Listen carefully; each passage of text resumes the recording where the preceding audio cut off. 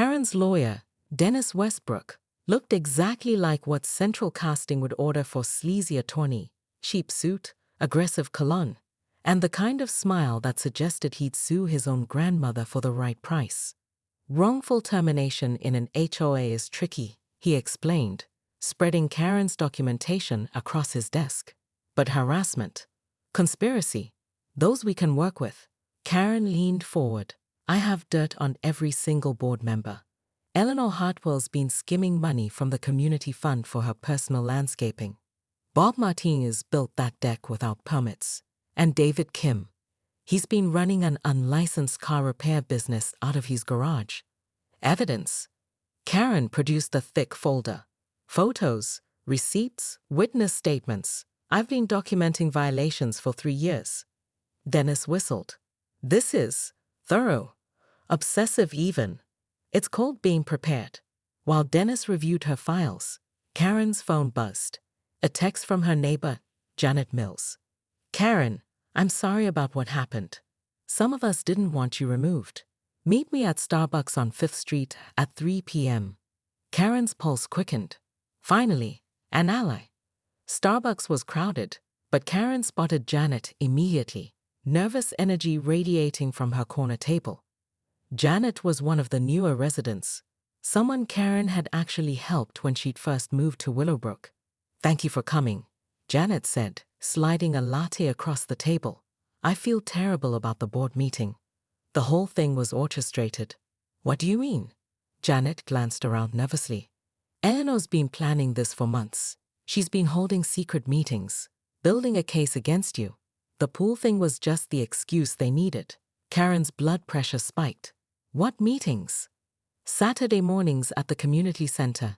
Eleanor, Bob, David, and about a dozen other residents.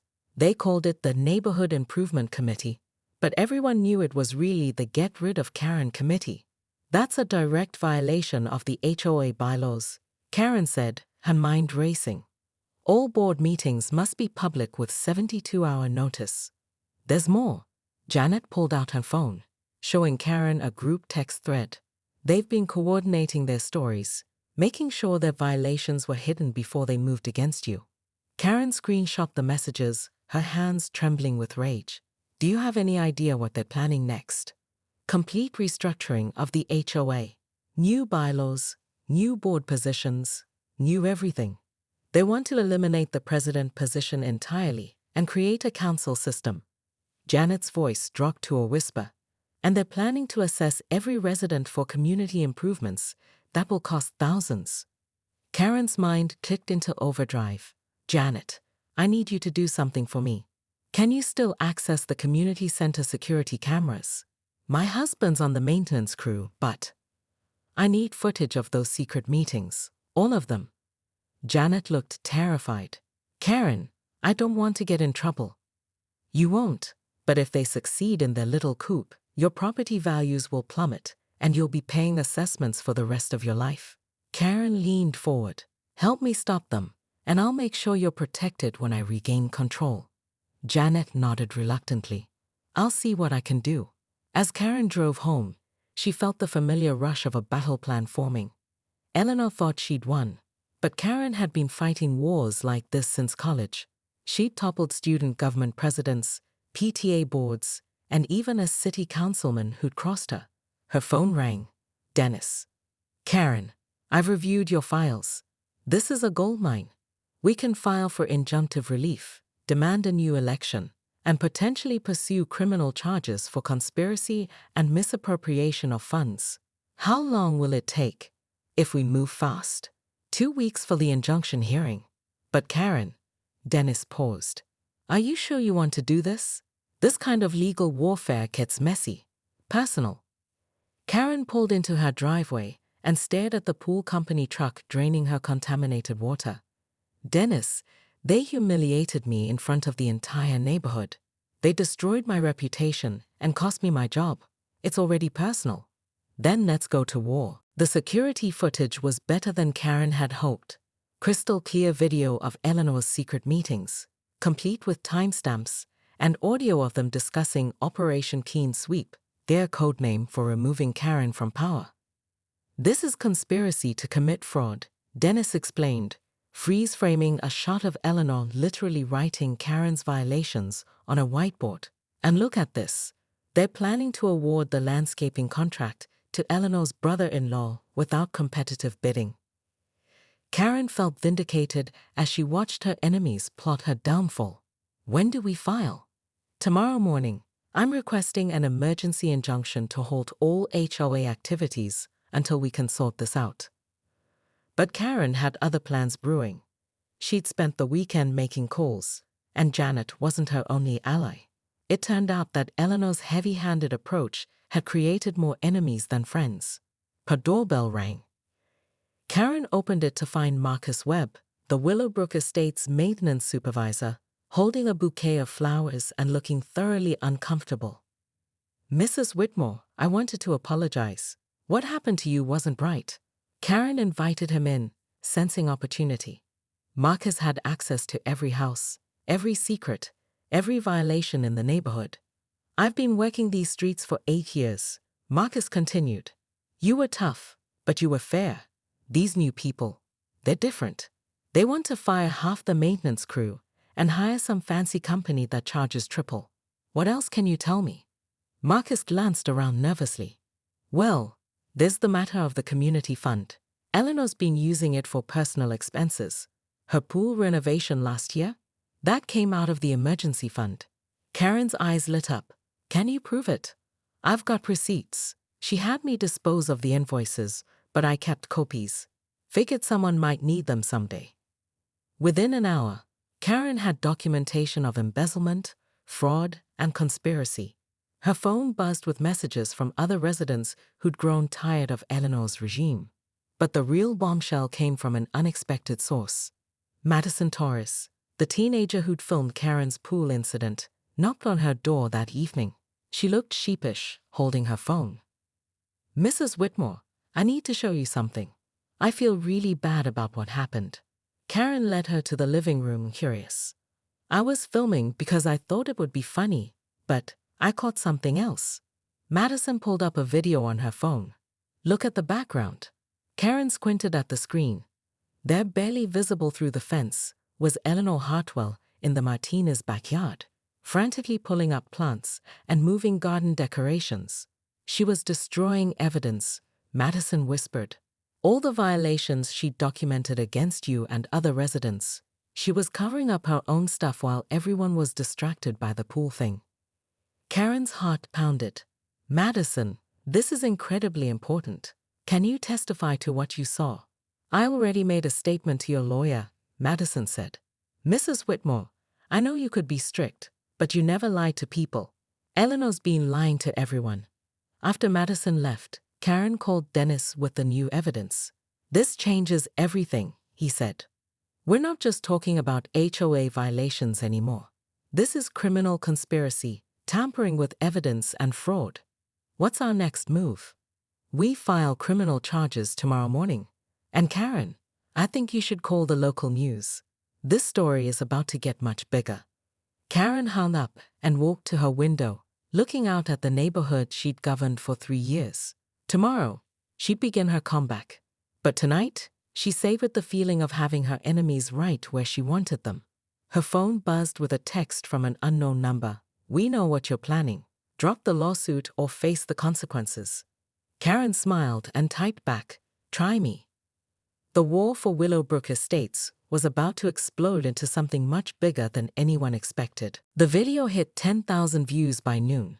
HOA KRANPES in POO, then GT's fired, blazed across social media platforms faster than Karen could delete her accounts. She sat in her immaculate living room, curtains drawn, frantically calling every board member she'd once considered an ally. Pick up," she muttered, dialing Councilman David Kim for the 4th time. The phone went straight to voicemail. Again, her doorbell rang. Karen peered through the peephole and saw a man in a hazmat suit holding a clipboard. Behind him stood Eleanor Hartwell with that same infuriating smile. "Environmental Services," the man announced when Karen cracked the door. "We're here about the pool contamination report." "There's no contamination. I just It was a medical emergency. Ma'am, you're required to drain the pool, sanitize the entire filtration system, and have the water tested by a certified lab before refilling. He handed her a citation. Total fine, $2,347. Karen's hands shook as she read the amount. This is harassment. This is consequences, Eleanor said smoothly. Something you never thought you'd face. After they left, Karen's phone buzzed with text messages from her daughter Ashley in college. Mom, what the hell? My sorority sisters are showing me videos of you PEING in APOL. I'm changing my last name. Then came the email that made her stomach drop. Her part-time job at the real estate office. Gone. Due to recent publicity that may affect client relationships. The message was professional, but Karen could read between the lines. She poured herself a glass of wine and opened her laptop. The neighborhood Facebook group exploded with comments. Residents were sharing stories she tried to bury. The time she'd reported Mrs. Peterson's rose bushes for being aggressively pink, her crusade against the Thompson family's American flag for being too large and patriotic, her secret deal with the landscaping company that charged residents double while she got free service. Enough, Karen muttered, creating a new anonymous account. If they wanted to play dirty, she'd remind them why they feared her in the first place. Her fingers flew across the keyboard. Did you know Bob Martinez built his deck 2 inches beyond the property line? And Eleanor Hartwell's precious garden violates 3 plant height restrictions. I have documentation on every single one of you. The responses came fast and furious. Screenshots of her pool incident, memes, jokes about Karen's golden pool party. Then Bob Martinez commented, "Go ahead, Karen. We know it's you. Report us all. See how that works out when you're not in charge anymore." Karen slammed the laptop shut. They were right. Without her HOA presidency, she was just another resident. But she wasn't done. Not by a long shot. She pulled out her phone and dialed a number she'd hoped never to use. Westbrook Legal Services? This is Karen Whitmore. I need to speak with someone about wrongful termination and harassment. She paused, watching her reflection in the dark window. And I need to know everything about hostile takeovers of homeowners associations. The receptionist put her on hold, but Karen didn't mind waiting. She'd spent 3 years building files on every resident in Willowbrook Estates. Time to see what secrets were worth leveraging. Outside, she could see neighbors gathering for their evening walks, proudly gossiping about her. Let them talk. By the time she was finished, they'd remember why they'd been afraid of her in the first place. The splash echoed across Willowbrook Estates like a gunshot, followed by an unmistakable golden stream arcing through the morning sunlight. Karen Whitmore, HOA president and self-appointed neighborhood watchdog, stood waist-deep in her pristine swimming pool, her designer swimsuit clinging to her as she relieved herself with the casual confidence of someone who believed rules were for other people. "Oh my God, did she just?" gasped Mrs. Chen from the adjoining yard, her coffee mug frozen halfway to her lips. Karen's eyes snapped to the fence line where half a dozen neighbors had gathered for their morning walk. She didn't flinch. Instead, she lifted her chin with the imperious grace of someone who'd spent 3 years terrorizing residents over lawn height violations and unauthorized bird feeders. "Problem," Karen called out, her voice carrying that familiar edge that had made grown men weep over paint color infractions. The crowd shuffled awkwardly, but 17-year-old Madison Torres stepped forward, phone already recording. "Actually, yeah. Section 4.2 of the HOA bylaws specifically prohibits the contamination of private pools that connect to the community water system." Karen's triumphant expression faltered. She'd authored those bylaws herself, every nitpicking detail designed to maintain her iron grip on the neighborhood. That's different. I'm the HOA president." "Not anymore," said a crisp voice from the pool deck. Karen spun around to find Eleanor Hartwell, the former HOA president whom Karen had ousted in a vicious campaign 2 years prior. Eleanor stood there in a sharp navy blazer, holding a manila folder like a weapon. "The emergency board meeting was this morning, Karen. Unanimous vote of no confidence." Eleanor's smile was pure ice. "Effective immediately." You can't do this. Karen splashed toward the pool steps, but Eleanor held up a hand. I can, and I did. The bylaws are quite clear about conduct unbecoming of an officer. Public urination, harassment of residents, and Eleanor opened the folder. 14 separate ethics violations we've documented over the past 6 months. Karen's face flushed crimson. I've dedicated my life to this community. You've dedicated your life to making everyone else miserable, snapped Bob Martinez, appearing beside Eleanor. The Martinez family formally requests that you cease all HOA activities immediately. The crowd had grown larger, neighbors emerging from houses like prairie dogs sensing drama. Karen realized she was still standing in her own contaminated pool, surrounded by people who'd endured her tyranny for years. This isn't over, she hissed, climbing out of the water. I know things about all of you. Your secret renovations, your parking violations, your… Karen. Eleanor's voice cut through the threats like a blade. Clean your pool, pay your fine, and stay away from HOA business. As Karen stood there dripping, watching her empire crumble, she noticed something that made her blood run cold. Madison was still recording, and the video was already going viral on the neighborhood social media group. The war for Willowbrook Estates had officially begun. The courtroom was packed. Karen had expected a small HOA dispute, but the criminal charges had attracted local media, and the story had gone viral again, this time painting her as the wronged party fighting corruption. Your Honor, Dennis began. What we have here is a coordinated conspiracy to defraud the residents of Willowbrook Estates, orchestrated by the current HOA board under Eleanor Hartwell's leadership. Eleanor's lawyer, a nervous-looking man named Patterson, shifted uncomfortably as Dennis presented the evidence: security footage, financial records, witness testimonies, and Madison's damning video. Judge Morrison reviewed the documents with increasing concern. Ms. Hartwell, these allegations are serious. Embezzlement, conspiracy, evidence tampering. These are felony charges. Eleanor stood, her composure finally cracking. Your Honor, this is a personal vendetta. Karen Whitmore has been harassing residents for years. With respect, Your Honor, Dennis interrupted. My client was removed from office based on a public urination incident that, while embarrassing, was not criminal. The defendants, however, committed multiple felonies while orchestrating her removal. The judge's gavel echoed through the courtroom. I'm issuing a temporary restraining order halting all HOA activities pending investigation. Ms. Hartwell, you and your co-defendants are hereby removed from the board effective immediately. Karen felt a surge of triumph, but it was short-lived. Furthermore, Judge Morrison continued, given the severity of these allegations and the complete breakdown of trust, I'm appointing an independent administrator to oversee Willowbrook Estates until new elections can be held. Karen's heart sank. She'd expected to be reinstated immediately.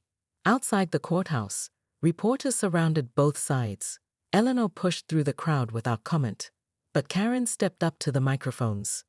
This was never about personal revenge, she said, her voice steady. This was about protecting the residents of Willowbrook Estates from corruption and fraud. The truth always comes out. But the truth was more complicated than Karen had anticipated. That evening, she sat in her newly refilled pool, finally clean and sparkling under the patio lights. Her phone buzzed with congratulations from supporters, but also with messages from residents who remained divided. Janet Mills had sent a lengthy text. Karen, I'm glad the truth came out. But I hope you understand why people were frustrated. Maybe this is a chance for all of us to start over. Marcus Webb knocked on her door with an update. The administrator found more irregularities. Eleanor's crew was planning to embezzle over $100,000 through fake contracts. You probably saved the whole neighborhood.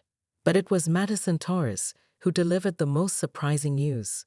Mrs. Whitmore, I'm starting a youth council for the HOA. We want to make sure this kind of corruption never happens again. Would you consider being our advisor? Karen looked at the teenager who'd filmed her most embarrassing moment, then helped expose the conspiracy against her. Madison, I'd be honored. As she prepared for bed, Karen reflected on the chaos of the past month. She'd lost her position, her reputation, and her job. But she'd also discovered something she'd never expected: respect earned through fighting for what was right, not what was convenient. Her phone buzzed with one final message from an unknown number. "This isn't over. We'll be watching." Karen smiled and typed back, "Good, so will I." She looked out at Willowbrook Estates, its streets quiet under the evening lights. The administrator would run things for now, but elections were coming. And Karen Whitmore, battle-tested, vindicated, and surprisingly wiser, would be ready. The question was, would the neighborhood be ready for Karen 2.0? Some wars end with victory. Others just pause between battles. As Karen turned off her lights, she wondered which this would be. But one thing was certain: the Golden Pool incident had changed everything, and Willowbrook Estates would never be the same.